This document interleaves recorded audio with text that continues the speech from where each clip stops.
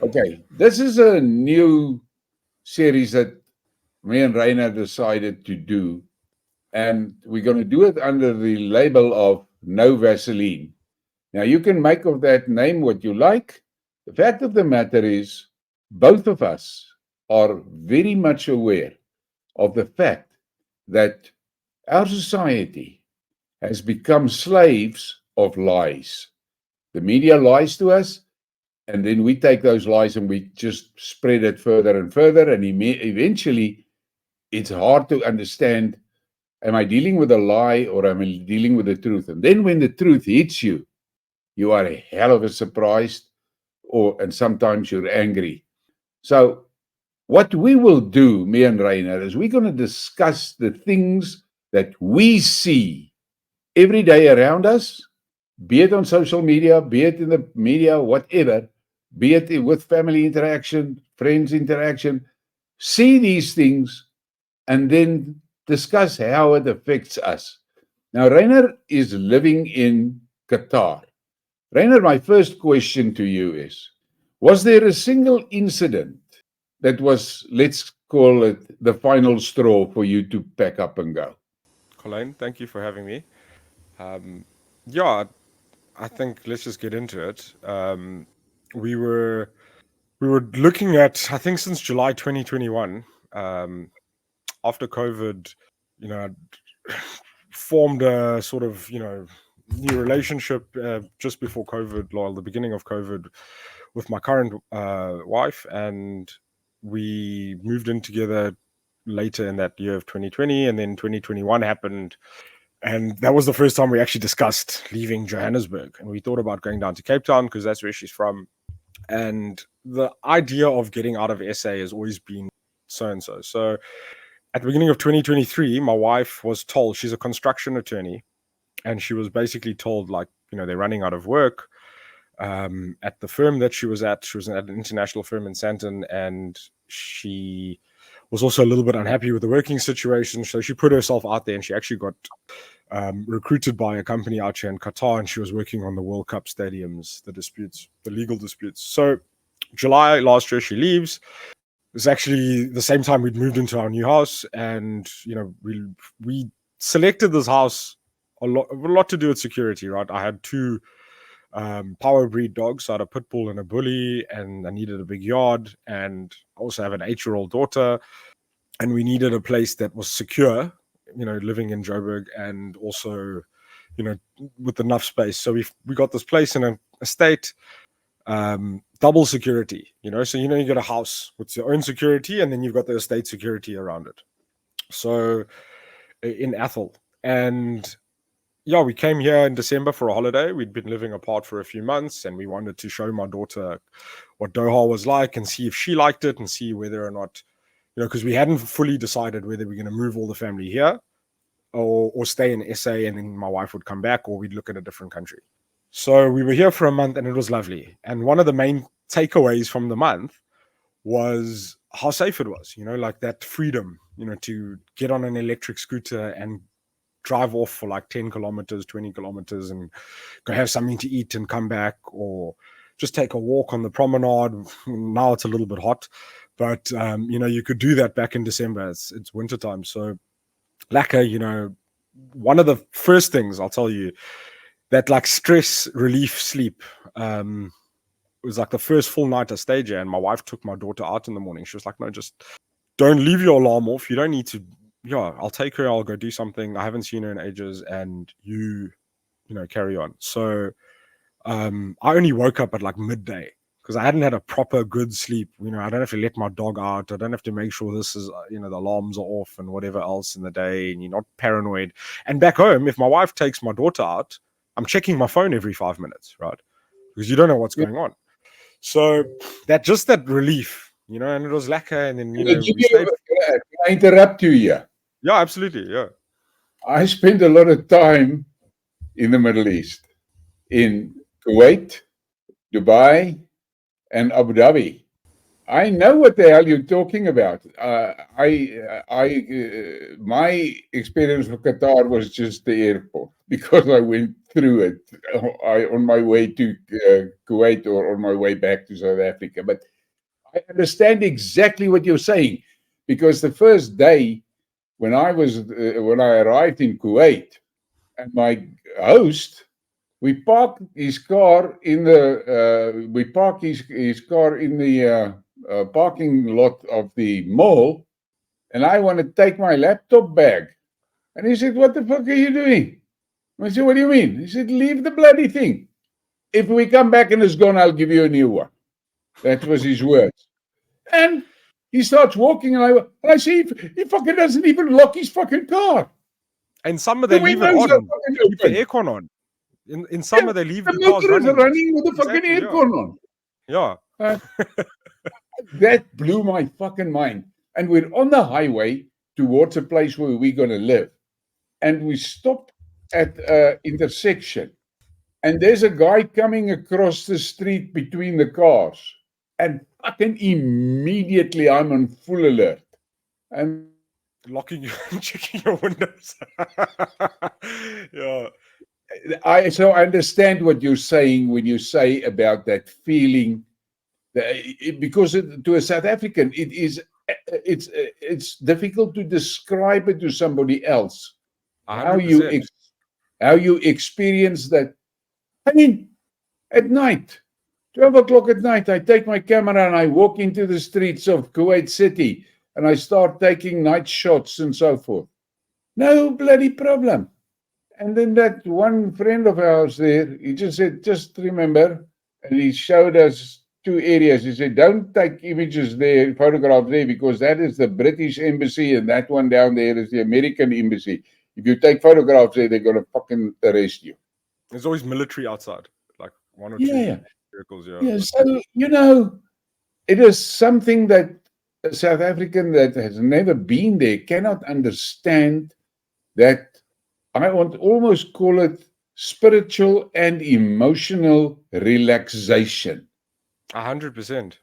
Look, one of the things, my wife and I went to the gold souk in the old town, and she was buying some jewelry, and I bought her a ring, and they were resizing it. So while they were resizing it, she was just sitting and buggering around, and we got the ring, and she tried it on, and she was happy. Buggered off, got into an Uber. About 10-15 minutes into the Uber ride, like we're on our way back to West Bay where we stay, and my wife's like, "No, I don't have my phone." So I was like, "Yes." It's like, well, I know her phone's insured. Whatever. I tried and phone it, and also I didn't have a Qatari number at the time. I was still using a South African number. When we were on holiday. Trying to phone, Google Meet, whatever. I can hear this oak answering, and I couldn't understand what he was saying. We get back to the store. The guy who sold us the jewelry is like, "Hey, I'm trying to call you. Like, here's your phone." Yeah. Like, Yeah. And he tried to phone me back and everything. And he was like, "Yeah, take your phone. Sorry, man. Like, sorry to inconvenience you." And I was like, "Okay, geez." When I go to a shop, if I've got my laptop out and I'm working, I go to the toilet, I get up and I go pee and I come back. Like, I don't like put my stuff in my bag or whatever. I just leave. No. Yeah. I was sitting there in the mall, and as we walked in, the food court is on that level, and I see my host. He puts his laptop bag down against the wall, and he points, "Sit neer, julle goed, jy weet." I put it down and and he walks into the food court. And I thought, "Oh fuck, daar's daai fucking laptop's gone." He says, "I want to show you something." And we sit at the table eating, and there's a cleaner cleaning the floors. And he reaches where the 3 laptop bags is. He lifts the bag up, he sweeps under it, puts the bag down. Lifts the other one up, sweeps under it, put it down. All 3. And he carries on. And he says to me, "Those 3 laptop bags can sit there for a week." No, 100%. The worst that will happen is someone will pick it up and hand it in. Yeah. And then you have to go and look and find out where it is. But chances are it's either at the closest shop or it's at the information counter. When I went to the museum with my daughter the other day, in the middle of the day, in the Qatar National museum or whatever. It shows the history of the country or whatever. And I needed to go to the bathroom. And you know what? Jeez, I mean, I don't need to tell you about some of the things that have been in the news about children going to bathrooms and all that kind of stuff. I went to the front desk of the museum and I was like, hey, can I leave her here with you? And they were like, oh, she's cool. We're the ladies that gave us the tickets. I came back there. She had a headset on. They were showing her to type this. They were making her print people's tickets for them and stuff. And I was in the toilet for like 3-4 minutes. And I came back and they were like, yeah, cool. Here she is. She's fine. Like, if I go to a restaurant and I need to go to the bathroom, I'll tell the waiter to just keep an eye on her. Be like, hey, I'm just going to go to the bathroom. And the people be like, no, go, leave her. Yeah, leave it. Let her sit here. It's fine. I don't even let go of her fucking hand in Sandton City, in Mall of Africa, in fucking Gateway, in all these places. We South Africans are psychologically so fucked up. We don't know how fucked up we are until there. Now, okay, you were telling me about going there and what triggered you to decide, okay, we're going to move.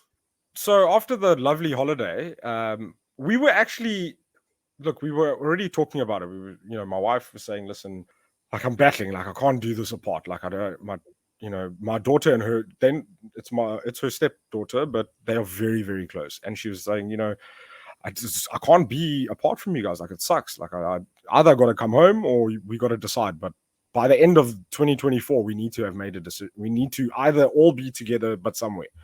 So I said, listen, we'll come up but it's going to be a bit of a process. But give us some time. School year starts in August, blah, blah, blah. So fly home, 7th of January, get home. Been away for exactly 1 month.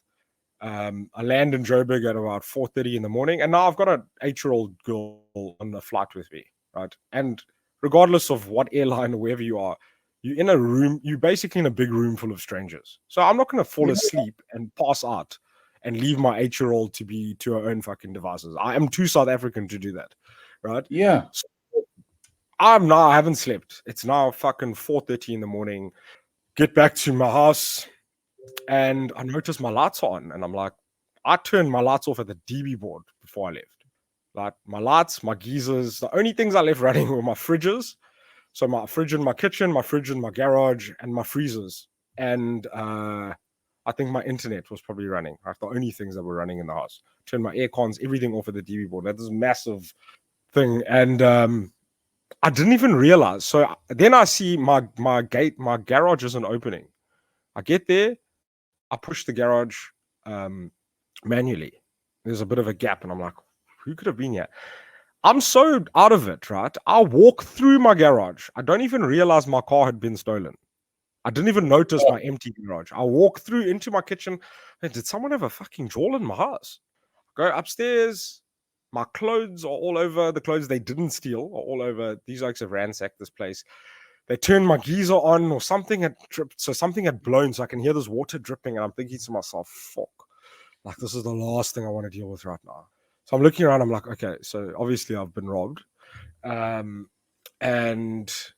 there was, fuck. So they took my car. They obviously used the car to leave. My car keys were in the kitchen, right? I mean, I wasn't going to hide them away. The only thing I'm glad about is that there were no firearms in the house. And I made sure there was nothing on site. There's no cash, firearms, anything like that. So that's a big fucking problem if your gun gets stolen from home.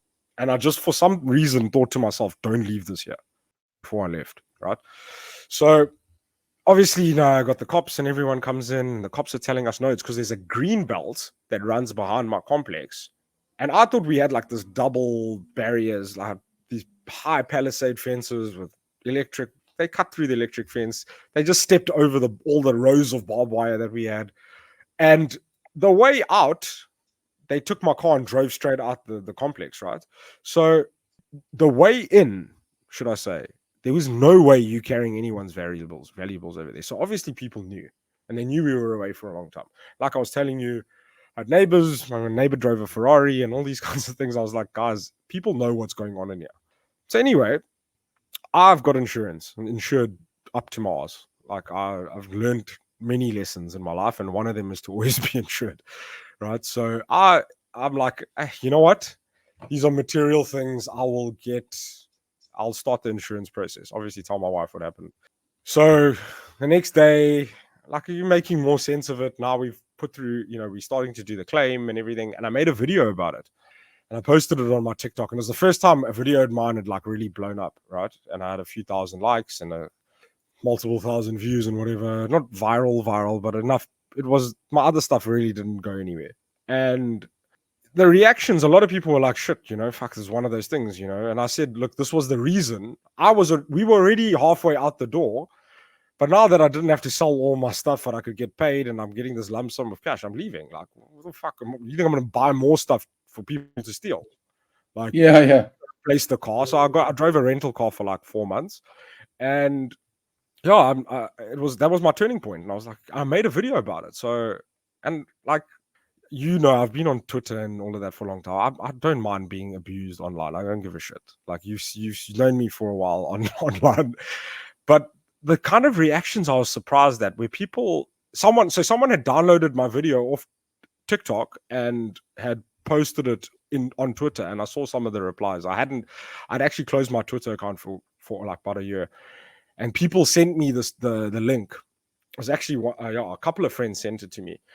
And what shocked me was how many people are in denial about what's going on, or people are angry that I was like, oh no, this for me was enough, so I would like to leave. And people get angry about that. And I'm like, what are you angry about, man? Like, I'm a fucking taxpayer. I pay a shitload of tax as well. I'm not just a taxpayer. Like, if we're talking about where it is in the hierarchy, I'm like, I'm a fairly high taxpayer, like a fairly high paying taxpayer. And I mean, you lost one high-paying taxpayer to to immigration a year before, and now you're losing another one. And it's like, not just through myself as an individual, but through my businesses and the services that we use, and there's a lot of things that go into it. And I'm like, why? What is this attitude of people must leave? And I'm like, this is crazy. Like, you'll deny the problem. The people who have experienced the problem and the people that are, contributing to the economy of the country are being told to piss off. And you're like, Yeah. Mate, like, that's, you angry at the wrong people. You are 100%, your energy is very misdirected. And it just was a bit of an eye-opener for me. And I think, I've posted other stuff and people are like, oh, you'll regret this. And I'm like, fuck you, actually. They also try to push this narrative. I've seen it on TikTok, and like, where people are saying, oh, all the people are coming back. Mate, my friend that I grew up with in Glenwood in Durban lives literally in the building next door to us here. He's been here since 2014. And he was like, bro, I haven't been back to South Africa since like 2010. Oh, sorry, 2020. He's like, I haven't been back to South Africa since 2020 because like, I've got no need. It's like my folks, like they are where they are and they're not doing whatever. My in-laws are somewhere else in a different country. I think they've gone back to the UK or something.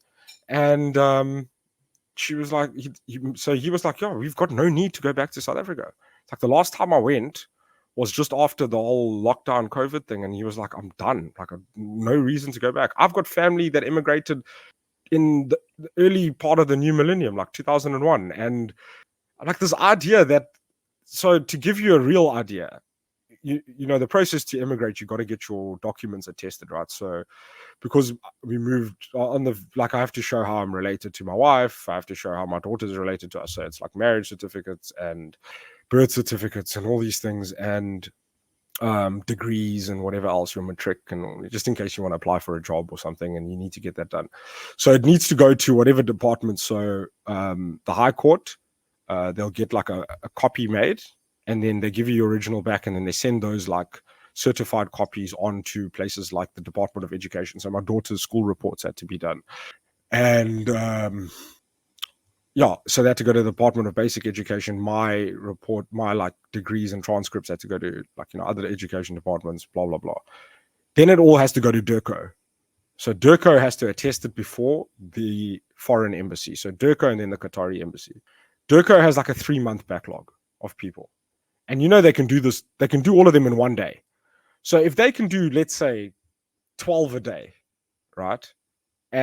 Or 10 a day for the interest of this argument, and there's a 90-day backlog, call it 90 minus 6, call it 70 days minus weekends, right? So if you could, that means there's a 700-person backlog at any given time trying to leave Yeah, the country. Are you yeah, telling me that there's a backlog of 700 people coming back? Yeah, you're doing a calculation on thumb suck shit. I know people that are in the immigration business. There's thousands of people leaving. Absolutely. And this idea, and you'll see this narrative getting pushed about, it's always against your people, the whites. And it's like, oh no, the whites realize they don't have privilege in Europe, so they got to come back. I'm like, no, bro. Most people I know will not set foot back here. Guys I went to school with, guys I know a couple of guys I went to school with that didn't have British ancestry or whatever, and they joined the military, right? And I've had friends that were deployed in Iraq, friends that were deployed in Afghanistan and stuff like that. Then they got their citizenship and they stayed in the UK. My mate took fucking shrapnel in Iraq. He had to be medically discharged from the armed forces. He walks with a bit of a limp.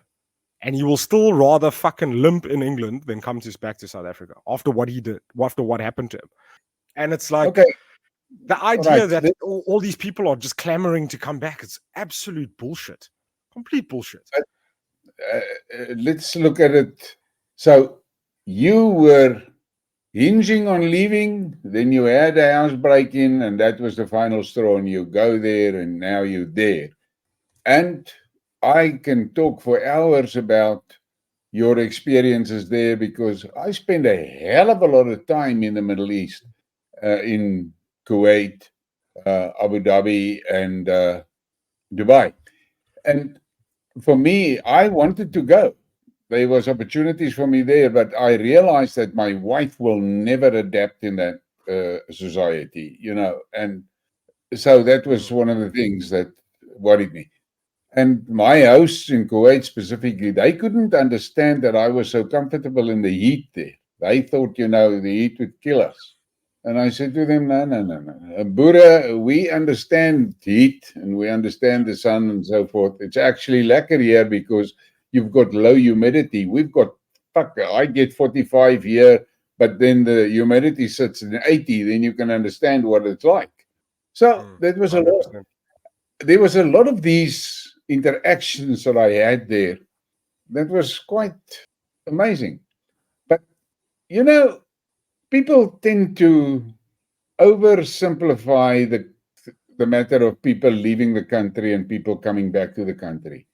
And you will understand what I'm saying now. There's a lot of people that left, and I'm talking now white people that left South Africa out of frustration, out of fear, out of anxiety, uncertainty, and they jumped for Europe. And all of a sudden, with the pestilence in Europe, things changed. And then after that, now with their problem with the migrants and so forth, and the economies that are collapsing in Europe, work is getting scarce. There are people that are standing on the verge of losing their jobs. People has lost their jobs. And all of a sudden, they realize, but look, this is not fucking much different than what we had down there. It's Do you just think more I'm wrong? expensive. Yeah. Look, it hasn't. I personally don't know anyone who's come back. Yeah, I but know you see, guys that you're have in gone. Arabia. No. You're in Arabia. So I've got friends. So look, there's no permanent life here. You're not here forever. You're here as long as you can contribute to the economy of the GCC. If by some chance you do something spectacular working for government, I know of a black South African guy actually who's a lawyer, and I met him at Alice Lane Virgin Active, who had a Qatari passport, and he actually gave it up so he can move back to South Africa, and he worked for the Qatari government here, and very nice guy, and he encouraged me to move because he said, he was actually coming over for the Qatar Grand Prix, and he was like, mate, if it was actually he moved for his current wife, and he said that if she was open to it, I'd come back, I'd go back. It's a beautiful place, but the chances of you don't naturalize in these countries. You don't get given an Emirati passport or No. whatever just because you've spent a bit of time here. So there always has to be a second plan of what you're going to do after this. So either you're going to go back with all untaxed money that you made, or you're gonna move on to another country. And that's sort of our plan, is to sort of join a golden visa program somewhere when I'm old enough to retire. And hopefully the shit dies down in Europe. But what I found with friends is that a lot of my friends, as they got older, they moved out of the big metros. So they're no longer living in London. They're not living in Sydney, or they're not living in Melbourne anymore. They've moved, a little bit further out, and they're a bit more settled, and they're in their families, and, guys either commute in or they're working remotely and stuff like that. So they're not feeling it as much as the people that are living in the metros, because that's really where the sort of issues are concentrated at the moment. But personally, I have yet to hear of a friend, except for people who have done like, solo traveling, where they've gone by themselves and they're still single, and they come back because they don't have family and whatever else. They don't have a partner, or they were on a secondment and they had the option to come back. Those are the people that I know that have come back to SA. But guys that have gone over and established a life and, got a social life there. I mean, most of my group of friends that I was friends with after university. So I actually moved overseas first for a working holiday in 2007. And what I know, this is going to sound a bit controversial, but at the time, it wasn't a very popular thing to do with like our black friends weren't really into it. Like, you didn't hear of too many guys.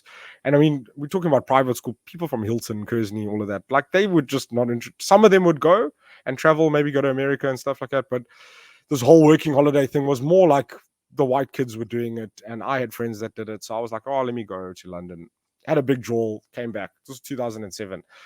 And I didn't meet too many black South Africans while I was over there, that were working and living there. There were people on holiday, but there weren't a lot of, in Europe, there weren't a lot of people that, like, young people that had moved over.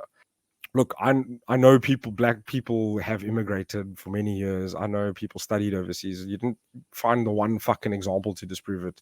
It doesn't make the whole story untrue, right? So now there are black South Africans all over this place, living here, working here, and in Qatar. I was in Dubai recently as well. Like, there's loads. I mean, I spoke to Tumelo Ramaphosa on a call. We were talking about doing. He's got a meat business, and we were talking about importing his products and his meat, and he's got Wagyu and all sorts of like really cool products that he's already moving in the UAE. And he was like, yeah, I do business in the UAE. And he was telling me about this and about Qatar and this place. And I was like, shit, bro, this guy knows the business landscape here like that well. So I actually tweeted about it, and I said, Cyril really exposed his kids to like really good Opportunities. and like opportunities. Like, and yeah, of course, if your dad's a billionaire, you're going to get exposure. Like, don't fuck. Like, there's not a reason to not like the guy. Like, you could have also pissed that against the wall and just been a fucking idiot. But he maximized it. But there's like a lot of black South Africans doing big business. I'm not talking about guys like working at the fucking in retail and working in restaurants. I'm talking about people or fucking, being lawyers and accountants. There's guys here that are running big businesses here. South African engineers that built that nuclear power station there. Oh yeah. I know two Afrikaner engineers who actually, when I met them, they'd just come back from America, where they were doing a boiler installation at a nuclear reactor. They were overseeing it. Now, when I was in Kuwait, the ambassador, we had a tea with him one afternoon, and we were chatting, and he said, and now I'm talking about 2009, and he said at that stage there were 275,000 South Africans in the Emirates.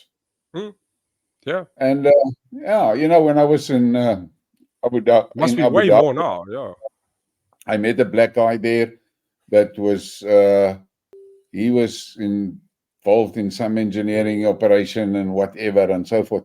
So the South Africans are all over the place, and it's no longer just whites. It's blacks, it's colors. They go. And And in the end, but is that me and you are in the unfortunate situation. We have been desensitized to violence here in South Africa. We live among the violence that's natural to us. Where the Europeans, they are not in that same position.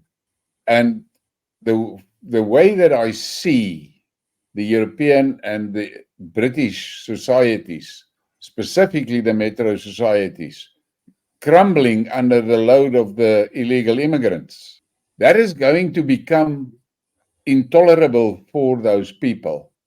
And the South Africans that are caught there, I've got a friend that is in France, and he used to live in Paris, and he moved out of Paris about a year ago. He's in some borough somewhere, and he said to me, they couldn't live in Paris anymore because it was becoming unbearable, and it was becoming so dangerous that you're not sure of your life when you go at night and you might have to catch the metro or something. And they just decided to go. And that is going to happen more and more and more. And that is what I think is going to trigger people coming back to South Africa in larger quantities.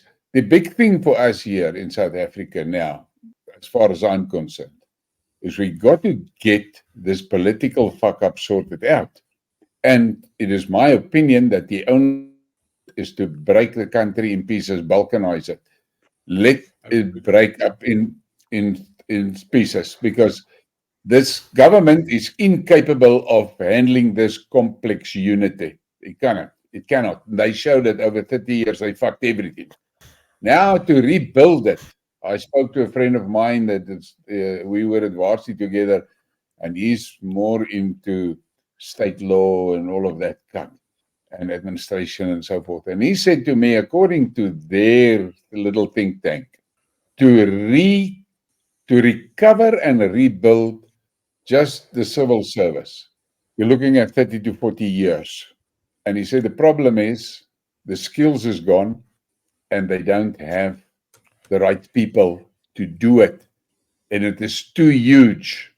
So if the country breaks up in pieces, to fix, let's say, to fix the health services in Kwakwa, will take 4 or 5 clever guys, maybe 18 months, and they've got that sorted out. And every region will have to do it for themselves. Because to try and rebuild the whole thing, like this NHI cock that Cyril is now bowling onto the fucking carpet, I mean, it's a wet dream. It's never going to work. No. It's going to be in court for the next 10 years. I mean, what happened to that land expropriation bill? I spoke to a guy, an Indian guy, that is very involved in the NHI environment. And he said to me, Colleen, the biggest issue is nobody has ever been able to put a workable funding model on the table. He said there's nothing for funding. So dit is 'n gemors, Rayner. En ek hoop hierdie election is going to be the moment of reality that's going to tip it, because I'm fairly sure that Natal is going to break out of the Republic. I think that's my home, right? Like, I'm born and bred in KZN, and I think that would work. I think So I think the idea of multicultural government just doesn't work. Like multi-tribal, multicultural. And you know when I realize where it does work is you hear all of this negative press about the Middle East, and you've been here, but there's no diversity in the government here at the top levels. It's all Al-Thanis and their fucking people and those, and it's one ideology. You know, it's Sunni Islam. It's their sort of tribe, you know, that have broken into, you know, this was all part of the Ottoman Empire at one point, and then the British took over and blah blah blah, and then the Qataris got their freedom they got their independence, freedom. And they do things their way, and the Emiratis do things their way, and the Kuwaitis do things, and the Bahrainis and the Omanis and the Saudis all do things their own way in the GCC. But at the very top level, it's all homogenous. There's no fucking diversity. There's no diversity hires. There's no affirmative action at the top levels of No. government. There's no representation of this and that. It's our way or the fucking way. And this place, it's clean, it's beautiful, it's safe. They're developing it. Yeah, okay. It's not a perfect society by any stretch of the imagination. And we are very much second-class citizens here, right? It's their people are first. And they've also done something very... So I'm in the process through my wife, who's like I explained before, is a lawyer in their law firm. She works for a local firm that's owned by a very prominent Qatari gentleman, and he's, you know, very well connected, etc., with some of the big families. And part of their business, they can register companies. So registering a company in here is not as easy as logging into BizPortal and opening a PTY. It's a very long process, and you have to submit your business plans translated into Arabic, which is like part of all what we're doing. The fees alone are in the are well over 100,000 rand, right? Just to register your business, the fees, and then you still have to put 200,000 Qatari reals into a bank account, which is just over $1 million rand. So, as part of your investment into your business, into a business bank account. So, in this process, like, you're obviously learning about, okay, this kind of business is allowed to have full foreign ownership. So the business that myself and Yaku are going into here is allowed to have full foreign ownership on mainland and in the free zone. You can import food because everything's imported. There's no agriculture here. There's, you know, so there's no import tax on food, and there's a small corporate tax that you pay. It's like 10%, but there's no personal tax. So they protect certain industries. Oil and gas, you can't come in there as a foreigner and start a fucking business in the oil and gas industry. I understand that. No, you have to have like majority Qatari ownership. But you know why? Because they didn't sell off all their resources to the highest bidder to fill their stomachs on the day. They built a country. Sure. You built a country, you built a nation. Now you've got this powerhouse, financial powerhouse, like one of the highest GDP per capita in the world, in the top 3, right, in this country. You've got a nation of people that just, there's no poverty. They on the poorest people are like our middle class in South Africa, the Qatari people, right? I mean, you get a birthright of like 25 million rand just for being alive. You know, you get given money. If you have a son, there's one last thing I want to tell you. My wife was telling me that they told her at work, if you have a son, you get the equivalent of 100,000 rand tax-free a month for each son until they get married. The support the same thing with the Kuwaitis, and you know, the Emiratis, the same thing. Yeah, the guy in Kuwait just said, you must understand, if any of my children want to go and study at a university anywhere in the world, the government pays for everything, pays for this, for the school fees and the accommodation anywhere in the world. Same, yeah. And he said we get monthly an amount of money from this government as our share of the oil sales. And I said, oh, okay. So that is why they're happy with their sheikh or their emir or what. They don't give a fuck for democracy. They don't care what Gaddafi did in Libya. But here in South Africa, they will go, look what happened in Botswana. The ANC just simply took the mineral rights, and a few big knobs are making a moorable lot of money out of the mineral rights, and the Botswana population is as poor as dogs. This is what are being done to us by the ANC. And I cannot understand why is the people tolerating it? Why are they tolerating it? But what I see on my channel, what I can see is there's a lot of black guys that are beginning to take note of the fact that the Boer fought for the country with their lives against the British. The Boer shed blood for this country. How can people say we don't have a right in this country? They also suffered alongside the Zulus in the concentration camps. Yes. And I don't know why no one ever highlights that as well, you know? Look, I highlighted a lot of shit on my channel, Rayner, and you can understand that I get a lot of flack, but I don't give a shit because those are the facts. And this thing of Natal going independent, Because when I started talking about, just when Zuma, when he established MK, I said to some of my closer friends, I said, guys, watch that fuck up. That guy is going to get Natal independent. Watch it. And everybody said I was fucking crazy. But are you And against that? Are you opposed? no, fuck, they I'm should have been one part of the Republic. In 1992, when it was in the final throes of the Afrikaner Accord, that negotiations, and a guy that I know well, he drew the maps for Botswana and for KwaZulu, because Zululand wanted out of the Republic, Botswana wanted out of the Republic. They didn't want to be part of the Republic. They want full Wasn't the independence. Transkei also independent? They tried, but let's stick to Zululand Okay. and Carry on, sorry. Botswana. They were firmly committed. And on the last day of the meetings, they sat at the table, and the Zulu guy and the Botswana guys said to the Afrikaner, the Boere, said, okay, show us what you want. Let us help you get it, because you won't be able to get it on your own.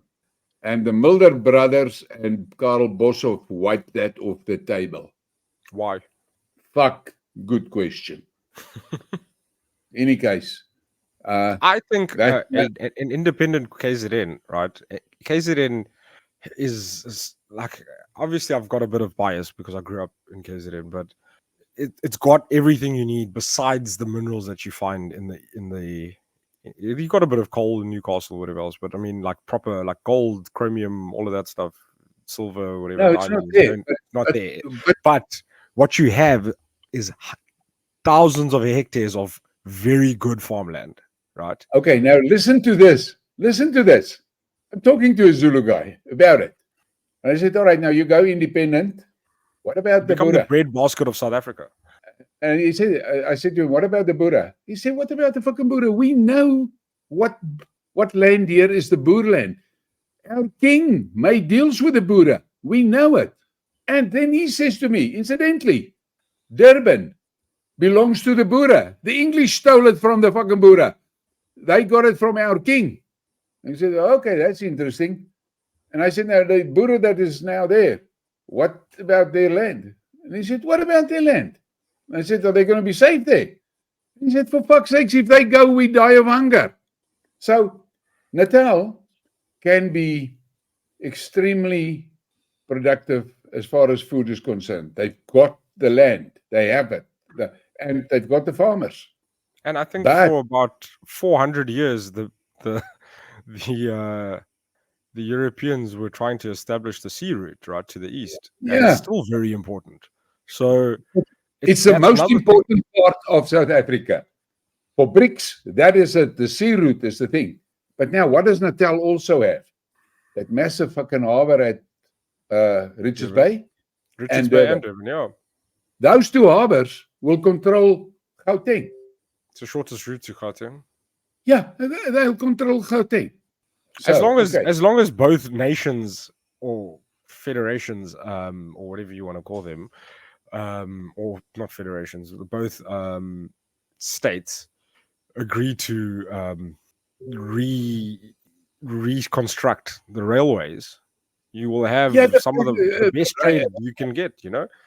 Rayner, you must understand, none of these Southern African regions can be fully isolated, independent. They're all interdependent. They're interdependent, but it must be a confederation, not a federation, a confederation. Yeah, sorry, that's and that's the one thing. And then the other thing is this. Now there's stories that maybe if Zuma pulls Natal out, they want to take this piece of Mpumalanga, this here in Bombela, then around to Leidenburg, Burgersfort, that area, want to take that with, because that land was land given by the Swazi king to the Buddha. And that's why the Swazi king has put that land claim in against that land. Because he says that's Buddha land, Now the ANC is trying to steal it. Burgersfort, Steelport, that part of the world. Yes. Okay. Limpopo. Yeah. No, but into Limpopo. There's a lot of mining. If you can incorporate that into an independent KZN, then you've got a business case, right? Like you've. But the thing is this. So there's a lot of things happening that makes me believe that independent Zululand is on the cards. And if you listen to what they are doing now to Zuma, they're trying their best to block MK around every corner. I see that. But MK gets through the gates all the time. There's a powerful hand behind MK. And I believe it is pushing it because the Russians don't trust the ANC. I don't think anyone trusts the ANC anymore, man. Like they've tried to play both sides of the fence for so long. You know, it's one thing. It's one thing to be an open enemy, but to be a false friend, well, not a false friend, but a sort of two-faced friend. I would rather you abuse me to my face. I don't care if you've got the worst things to say about me, but at least I know how you feel, right? But the worst kind of person is the guy who's like, "Oh no, my bra," you know, and then you're there, and then you're there, and like, I mean, you could. You don't need to be a fucking political scientist or any kind of like. You don't need to have any kind of fancy qualification to see that you can't be begging at Prince. I think it was King Charles's first sort of meeting with, like, you know, having foreign dignitaries and whatever else when he'd sort of taken the throne, and Ramaphosa was there, you know, talking about how the West owes Africa this and you owe and COVID and blah blah blah, and then in the next meeting you hugging Putin and you got your hands and you pulling your hands up like this, and I'm like they at war with each other, literally. Like, do you not care for the optics? I know maybe it's because in South Africa they've just been operating in plain sight for so long, but at some point people are going to notice that, hey, bro, you were here last week and now the next week you're there. Where's your allegiance? Then you go and take Israel to court, which I don't have a strong opinion on who's right here, right? On Israel and Palestine and whatever. I think the whole conflict is terrible, and any person who dies as a result is it's one life that shouldn't have been lost, right? Yeah. And for whatever reasons, whoever's right, whoever's wrong, I think they're both wrong and they're both right at the same time in certain ways. But you go and take one of their closest allies to court for genocide while you're courting one of the other enemies in a completely different conflict, and you're like, at what point? And then the topic of sanctions comes up and people are like, fuck that, you know, they're trying to destroy us. I'm like, no, mate, it doesn't just happen for nothing. Like, they didn't just wake up one day and say, fuck South Africa, we're going to sanction you. It's like a series of events, and if you'd just been watching with like clear eyes, you'd understand that's what's going on. It's like me saying to you, Colleen, I'm here, you know, like I'm your boy, you know, you're going through a hard time. You and your missus are breaking up, so we're going through a hard time. I'm going to take you for a beer. Then I'm phoning your missus. I'm like, hey, that oak is such a puss. You know, I took him for a beer the other night, and he was checking out all the other chicks. Fuck him. And then I'll phone you straight after. Hey, bro, I heard via the grapevine your missus is on the mood with you, and she's fucking this and that. Then you see me out having supper with her, and I'm like, no, we're just friends, you know? And then you're like, bro, what the fuck? I thought you were my mate. Like, what's going on here? That's exactly what's going on. It's exactly what's going on. I'm going to ask you something, and then you make your own deductions from it. Sure. Have you ever seen on social media interaction between any senior ANC member and the Russian ambassador? I haven't taken notice. Have you ever? It has never happened. What does that tell you? What should it tell me? Because, I mean, it's not something I've thought of until right now. Think about it. And then the Malema and all these guys, they stand there, Putin is us and we are Putin and all that cock. And then you're praising Cuba and all the fucking failed. But you see, actually very interesting. I thought a lot about the fact that you don't see the Russian ambassador in any environment with any of these big political leaders. But now, think about this one, Rayner. You don't see the Russian ambassador with the DA. You don't see the Russian ambassador. You don't see the Russian ambassador with the DA or with the Freedom Front or none of those parties. What does that tell you? DA, from what I can see, and I mean, I've got some insight on the DA. James Self was my father-in-law that died this week. So, Okay. I'm sure you saw all of the stuff on all the tributes and Yeah. all of that stuff going out. Yeah. So, I've obviously heard a lot of stories from inside there. And I mean, they are only courting the Americans, right? Didn't they have that lady? What is her name? They always call her. She's like the harbinger of regime change, right? Like if you see her in a country, you know that there's going to be a regime change at some point. Cookie Newland. Yeah, that's her name. Yes. And she was in Cape Town, wasn't she? Yeah, last year. Yeah. So like when she that I didn't know anything about her, but then Yaku sent me some screenshots. He's like, "Hey, do you know what this means?" And I was like, "No, who's this lady?" And he's like, "No, this is the lady that's like, she's like the when you see a crow first thing in the morning, and then you wake up and you got a new government. So it's like she's like the bad omen that you see before." And he showed me some pictures of where she'd been before and what had happened subsequently. And I'm like, oh fuck. So do you think they're pushing for a sort of US controlled Western Cape?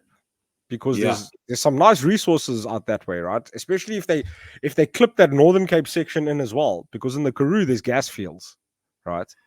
But now you see the problem for the Americans, they can't topple the ANC and put the DA in charge because the DA is too white. The optics is not going to be right. So I think Musi Maimane, he has been placed on the shelf to be used later. So if they push for a regime change with the DA, don't be surprised that if you suddenly say the DA in charge and he becomes the president. What about that book that he just wrote? I mean, it doesn't look so good if they take him back now, right? Those guys don't give a shit for things like a book or what, man.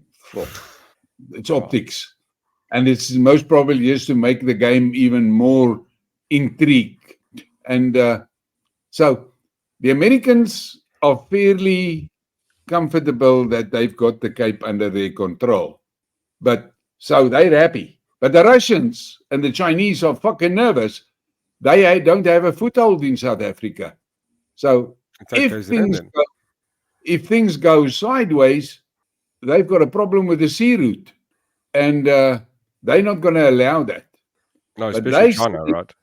Yeah, they're sitting 6 weeks away from reacting if something goes wrong here. And that is why I say, I think that Natal, the election is going to be next week, but look what happens in Natal.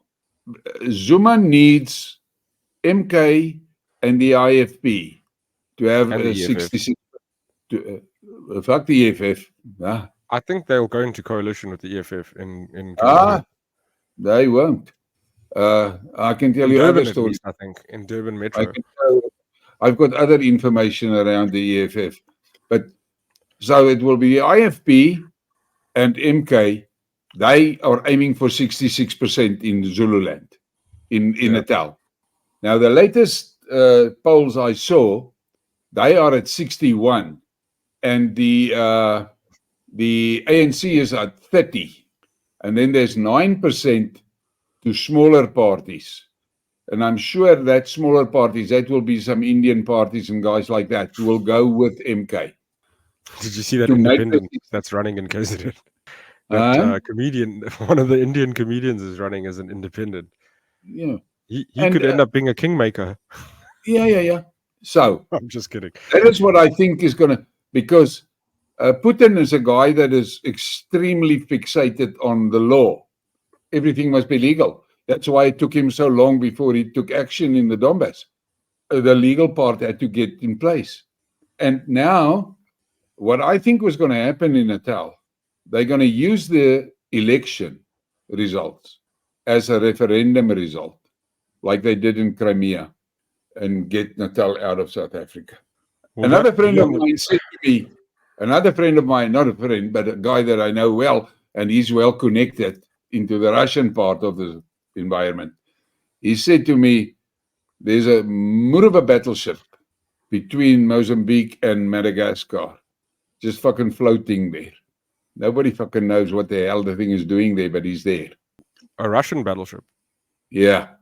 I say that's the fucking thing that's going to be in Richards Bay the moment that Zuma say we go independent. That's a bit scary. But there's the other fucking part of it. How many Russian submarines do you think is around our coast? I have no idea, but I'm assuming there's a few. Yeah, I'm sure. And I'm sure there's American ones as well, right? Yeah, for sure. Listen, Rayner, this was a fucking lekker chat. I don't know. What do you think about it? I love it. I think we can do more of this, man. And I think we can maybe have a few more structured topics that we can build off, just because it's hard to start a conversation from zero, right? But I mean, because tonight was the first one, it was quite easy. Yeah, this is the thing. Tonight's effort is just to tell the people what is in the future and what we are planning. I enjoyed it so much talking to you because we can talk man to man and you say what you feel and how you see it. And there's no, there's no taboo lines. And from what we discussed before we started recording, there's a hell of a lot of things that me and you can chat about. That is really important to share. And yeah, jy moet nou geniet daar waar jy is in Qatar. The thing that I loved most when I was up in the Middle East was the food. I was crazy about the food. Oh man, I'm battling to stay in shape. Like I've put on so much weight since I've been here, and I train a lot, but fuck, like tonight, went to one of the malls and the food is just so lekker. And I love those like Middle Eastern like pastries and stuff, like baklava and all of that. Oof. Yeah.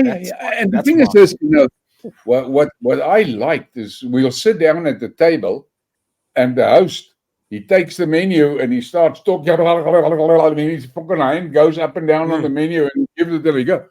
And then about 20 minutes later, you see they can start packing stuff on the table. And I love it. The first night, me and my partner, we each ordered a meal. And they went on with that. So we're sitting there at the table, me and him, and 6 Arabs. And the food starts coming in. So, but then I'm eating and the oak next to me, fucking into my plate, and he takes some shit off my plate. And I thought, what the fuck is this? And I just kept my mouth shut and so. And then I realized, and when we got back to our apartment, I said to my partner, I said, fuck this. Ons order nie meer nie. Want hierdie ouens eet alles wat op die tafel is en maak nie saak of dit in jou bord is of wat nie. Fuck that. Let's do it that way, and I love it. And it's amazing, man. I learned to eat the raw meat there. They give that raw meat with that Arab flatbreads. I call it fella. We call it somewhere fella. Now I do it regularly. I love it. And it's the best. They do another thing for breakfast.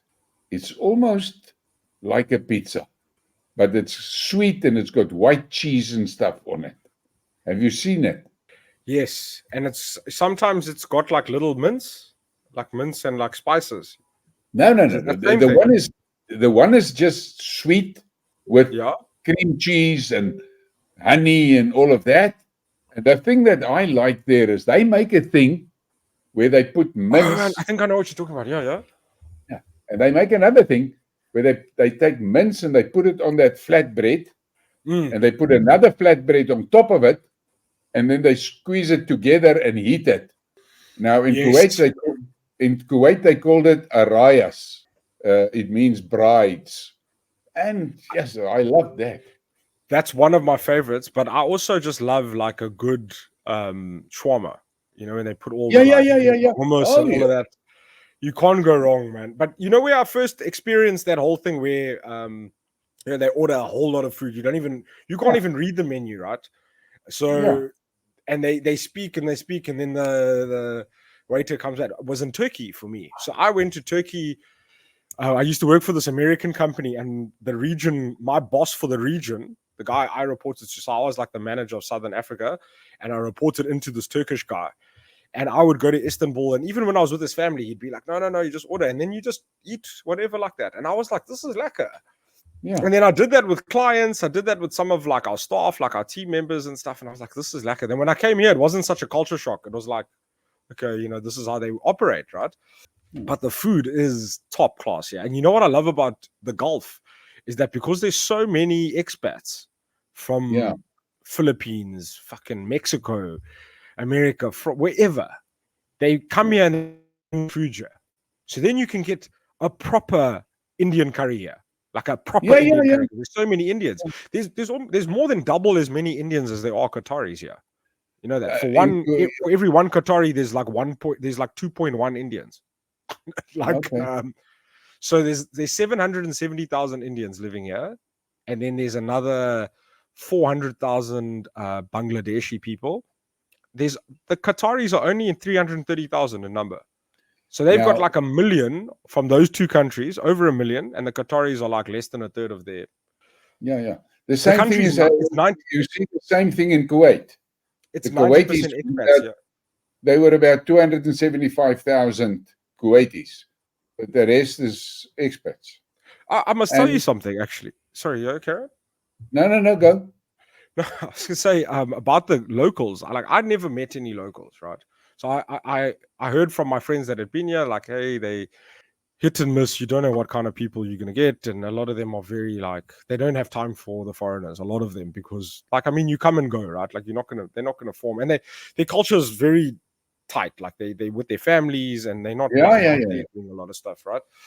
So he didn't have a very good idea and a good impression, and he'd been here for 10 years, and he says, just if you get into like a car crash with a Qatari, they're always going to take their side. And I was like, whatever, I'm not fucking around, I'm not worried. So I went to the shops. So every weekend, like on a Thursday night, so our weekends today and tomorrow, right? Friday and Saturday. So on a Thursday night, my daughter, my wife and I, we go somewhere. But we try and go on like the scooters or something, electric scooters that are all over the city, because it's better than getting an Uber or the metro, and you can move around, and the three of us can, we can. It's like a little bit of an adventure, and my daughter loves it. So we come back from this thing. It's late. We go to the shop. We're buying some snacks and all of this stuff. This Qatari oak walks in, starts talking to me, and I said, "Hey, you got a nice Rolex on. You had a Rolex Daytona." And he was like, yeah, he said, are you from London? You'll cut your hand off for this. I said, no, I'm from Johannesburg. They'll shoot you for that watch. So he says, so we start chatting. And I said, oh no, this is my wife and my daughter. And he's like, oh, hello, like greeting my daughter and everything. My wife comes to the till. He's like, no. He tells the guy, no, that's me. You must put it with my things. So I was like, what? And he's like, no, he pays for all of our stuff. So I was like, oh, fuck, that's nice. So I was like, hey, he takes me outside. He's like, what's your name? Blah, blah, blah. Gives me his phone number, gives me the keys to his Land Cruiser. He's like, come, all of us. We'll go, you can drive my car. We can go get. I said, no, it's late, man. Like, my daughter needs to go to bed and stuff. So he's like, no, okay, fine. The next day, he messages me. He's like, what are you doing? I said, no, I'm about to go to the gym. And he's like, okay, when you finish, let me know. Then I tell him, and he took me out for dinner, with his two nephews, and paid, and I wanted to buy him dinner just to be like, hey, we were saying, and he was saying, no, you Qatar, you our guest. And I was like, oh, fuck. I asked my friend, I was like, hey, listen, my mate that lives in the building next door was like, is this normal? He says, listen, nothing bad's going to happen to you. You might find it weird, the language barrier, whatever, but there's no, people aren't going to murder you and leave you out here. You're fine. He says in 10 years that he's been here, no Qataris ever come up to him randomly. And I was like, I have never gone out for dinner with someone I just met in my life, ever. As a South African, you don't do that shit. And I was just like, this is the coolest fucking thing I've just experienced. And I mean, he took me to a place that I wouldn't have normally gone. What I experienced in Kuwait is their hospitality is unbelievable. And, we were invited on Thursday nights. Thursday nights, the men go out and the women go out. And the men in Kuwait, They went either into the desert or they go to what they call their chalet. That's a beach house down the coast, and they have a braai. And they braai like us. Look, I mean, a lot of meat and about 4 skewers with tomatoes and onions on it, but that's it. And flatbread everywhere. The flatbread is everywhere. And it was so, and I said to my wife one night, I said to her, that normally we were about between 16 and 20 people. And not one single fucking night have I seen. There's no fights. Yeah, they're loud. They're very loud and so, but they sound aggressive, right? But they're not. Yeah. They no fighting, nothing. And what do I say is the reason for that? No booze. 100%. 100%. There's no alcohol. But that was fantastic. Nou, ek en jy gaan nog lekker gesels oor die Midde-Ooste hoor, want ek is vir my ek word sommer die bliksem in as mense hierdie negative me too. Oor die Muslims and they generalize. My experience mother is that kind of person, strong Christian, whatever, and she'd never been here other than to stop over to go somewhere into Dubai or Qatar and stuff, because she's like, no, I don't want to go to a Muslim country. I was like, I'll be honest with you, like, if South Africa is a Christian country, I mean, it's not a good reflection on Christianity, right? No. No, it's not at all. It's like, they've got churches and stuff here. Yeah. There's a Catholic church. I saw it on Google Maps. There was a Catholic church. It's like, it was like a landmark. Yeah, I've got a friend that works periodically on the oil drills in Iran. And I tried to get him into a chat, let's talk about his experience with the people, but he doesn't want to. He says he doesn't want anything of him public known. In any case, but they have got so much respect for people. Oh, yeah. We sit down at the table and we pray before we eat. They pray after they've eaten. But when we prayed, they respected that. And then they said, Inshallah, and we go. No problems. Never problems. But if you listen to some of these fuckers that haven't got a clue what the hell is going on. They've got these preconceived ideas of what a Muslim is and I've said it many times. The Western people, their idea of a Muslim is of that Muslim extremists, and they clash. They paint the whole society with. It's very easy to shove those things in your face, right? Because this is what I was saying to Yaku. I was like, Yaku, it's so difficult to support the idea that when you let Islam's the problem, right? Because if you look at what's going on in Europe with the immigration and the violence, and they're like, no, it comes with Islam. But I'm like, I'm here in the heart of fucking Islam, bro. Like, this is as Islamic as it gets. This country is on a Friday today. You can't even get public transport till 2:00, right? Yeah. You can't. The shops don't open till 2:00. You go to the mall and you can walk around, but the shops will not open and work until 1:30, 2:00, right? And that's because today you have to respect it. That's a lot of the churches have their services on the Friday because it's like, hey, this is your time to be with your family or to go and worship. You're not going to go to hell if you go to church on a Friday. Like, I really don't think the creator of the universe is watching, is that fucking worried about what day you pray on, right? And I really don't believe that at all. I'm not an atheist either. But like, at the same time, it's like, I've seen more respect shown here than anywhere else. But I'm like, if Islam is the problem, why is this place so functional? The government is 100% Islamic.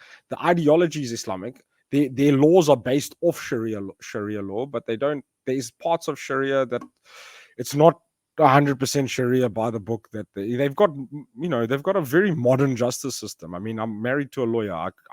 People try and argue with me about getting your hands cut off, and I'm like, bro, I swear to God, like, I'll ask a lawyer, someone who works in law in Qatar. I'll ask a fucking Arab at her firm. I'll ask a Qatari person at her firm, and they'll confirm it for you. That doesn't happen yet. right? No, That used to be a punishment many years ago in Saudi. You know what the punishment used to be? They'd cut your one hand and your opposite foot off. So they'd cut your right hand and your left foot, and then you fucked. if you, depending on how severe the crime was. But I have not had. So my daughter gets treated like gold here.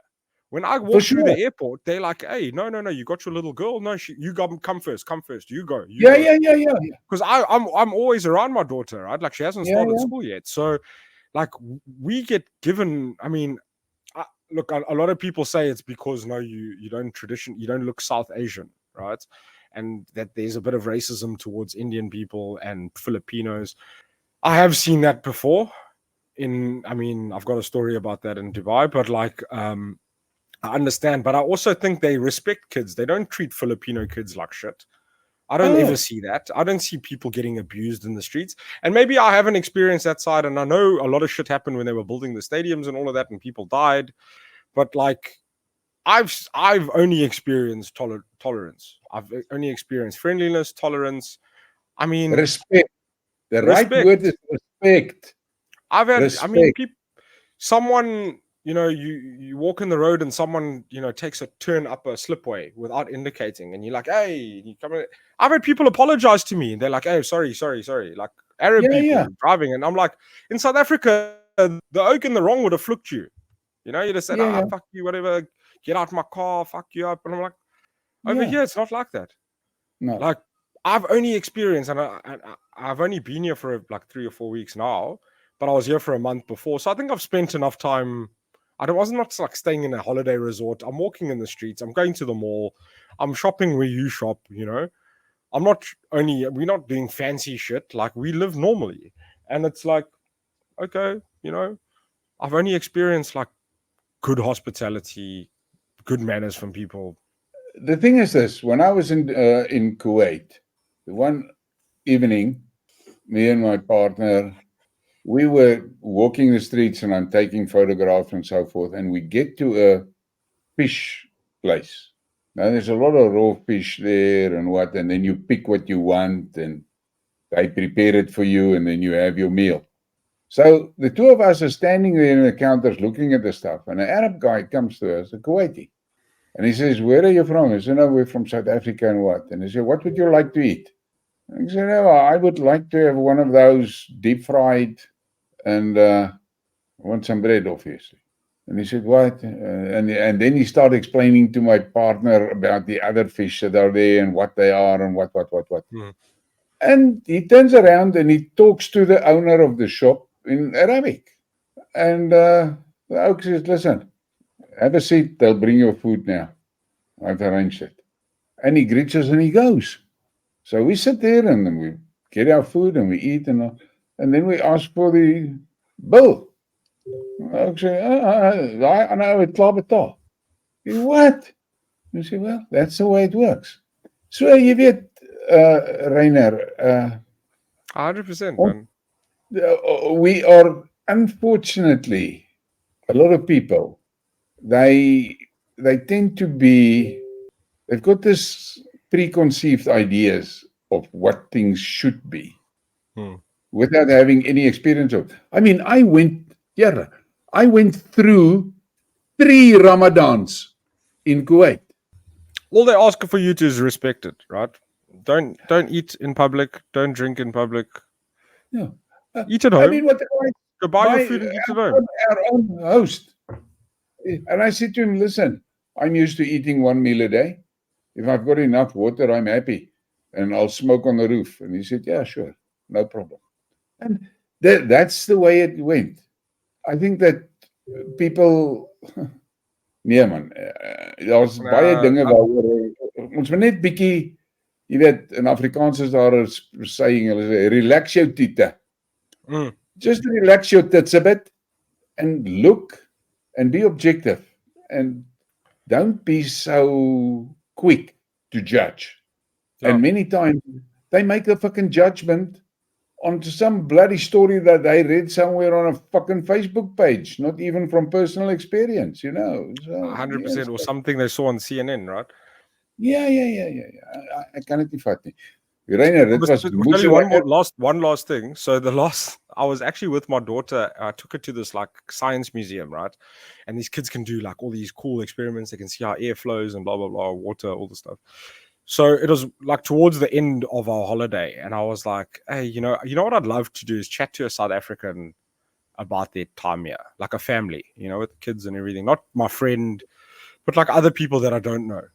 And true's God, I go downstairs in this building, and I hear 4 women speaking Afrikaans. And I walked up to them, and I was like, My broer se dogter. My broer se dogter. Ja. Sy werk daar in Qatar. Oh, really? En sy het ook 'n klein dogtertjie. Oh, lovely, man. How old are they? So, look, I think the husband and wife they should be somewhere in their mid-30s. Okay. And the daughter, I think, is about 10, 12 years old. Okay. Nou, wat ek gaan doen is, ek sal kyk of ek haar kontak details kan kry, dan gee ek dit vir jou. Yeah, that would be lovely, man. I'm always looking. Want julle 2 dogtertjies, die 2 dogtertjies kan dalk lekker saam dinge doen, jy weet.